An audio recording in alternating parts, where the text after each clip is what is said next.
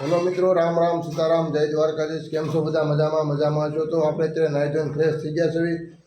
તો અત્યારે આપણે જવાનું છે આપણી પાસે વશેરી છે તોરલ, એની પાસે। આપ સૌ મિત્રો આવનાર બ્લોગમાં આગળ બન્યા રહેજો। અત્યારે આપણે વશેરીની મુલાકાત કરીશું। તો મિત્રો અત્યારે આપણે વશેરી માટે દવા ઉપયોગ છંટકાવ કરવાનો છે। જે કપૂરની ગોટી છે, તેલ શેનું છે? સરસવનું તેલ છે। સરસવનું તેલ ને કપૂરની ગોટીને મિક્સ કરીને મિત્રો આપણે વશેરીને છાંટવાનું છે। તો અમને બ્લોગમાં બનાવી રહ્યો આપણે કઈ રીતના માછુંનો ઉપયોગ કરવી છે।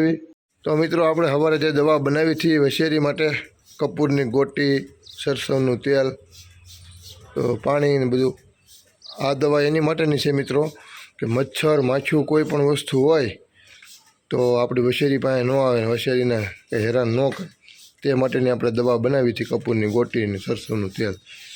વશેરીને ખૂબ જ મજા આવે મિત્રો આ દવા છાંટવી એટલે, અને બેસ્ટમાં બેસ્ટ જુગાડ છે, દેશી જુગાડ છે, દેશી જુગાડ।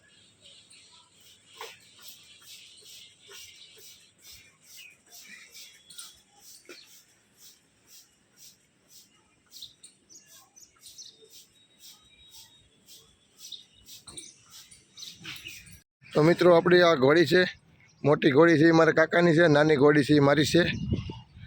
ઓલી મોટી ઘોડીનું નામ છે બંસી, નાની ઘોડી છે વશેરી, એનું નામ છે તોરલ। તો આપણી તોરલ ને બંસી બે અત્યારે મેદાનમાં રમે છે।